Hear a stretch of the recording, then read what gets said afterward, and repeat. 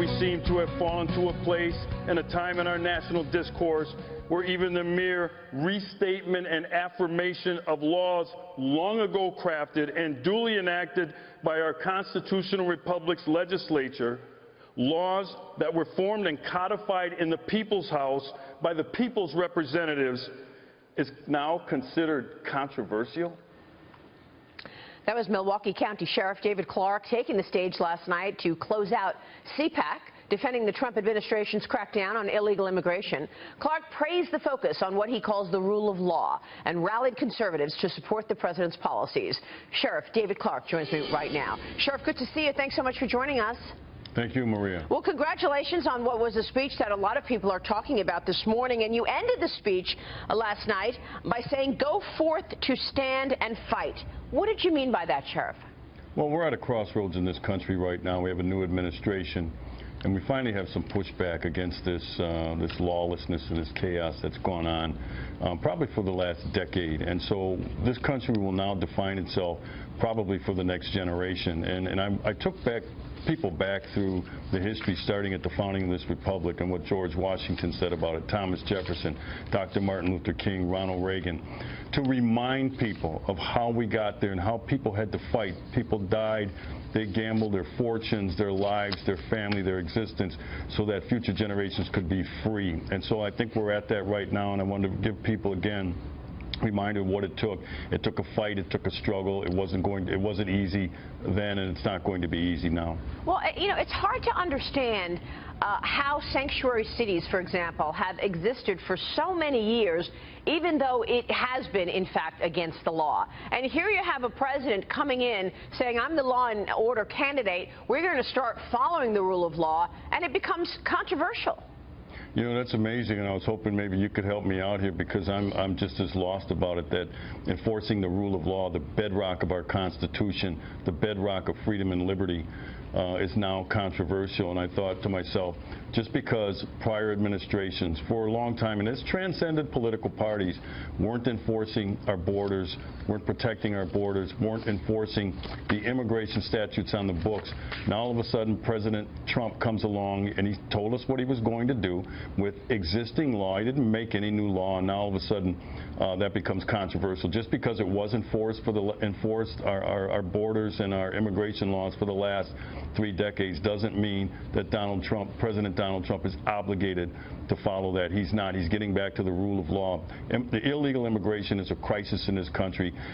Most of the people in Washington don't want to touch it. It's kind of like that third rail.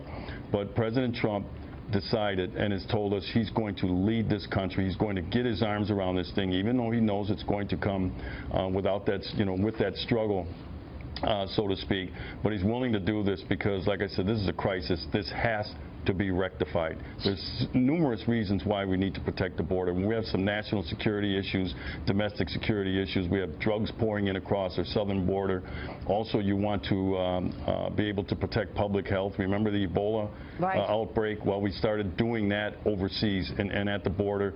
And then you want to control the amount of immigrants coming into refugees coming into the country, because it's a strain on our limited resources. And so that's why you have to have a border. We're a sovereign nation.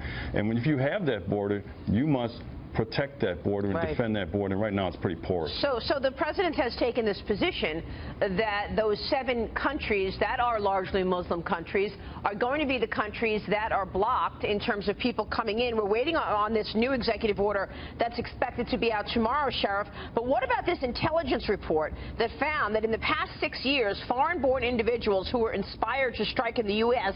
came from 26 different countries, not necessarily from those 7 Muslim-majority countries that are being blocked due to terror risk in the president's executive order? What do you say to critics who say, look, we just heard from the Department of Homeland Security and this intelligence report that says otherwise? Yeah, well, I trust the people at the national security agencies. I trust the people at the State Department who looked at the data, looked at the research, and came up with this group of 7 nations. I don't know how they came about it, but I trust what they did to do that.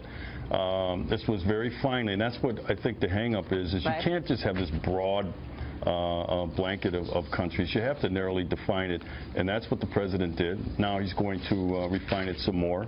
And once this thing is finally rectified, it'll be fought in the courts. The courts will decide probably in the end. But I don't like the fact that the courts are intruding on the executive branch and taking over national security, which is the purview of the executive. It is the President of the United States that takes the oath to defend the United States against foreign threats, not the courts. The courts get to review some of this stuff, but that decision that was made out of that Washington State court to strike down the illegal immigration order, I think was plain wrong. We have a separation of powers, and I think the courts seeped into the executive branch's responsibility for domestic and national security. Sheriff, before you go, there was a lot of talk at CPAC yesterday about the possibility of you running for Senate. There's a big push for you to run in 2018. Are you planning on it?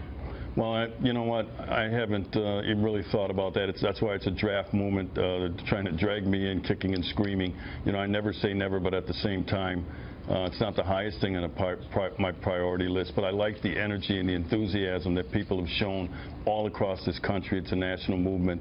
So I'll take my time with a decision like that, and we'll see how it plays out down the road. All right, well, we'll be watching. Sheriff David Clarke, good to see you as always, sir. Thanks very much. Thank you, Maria. We'll see you soon.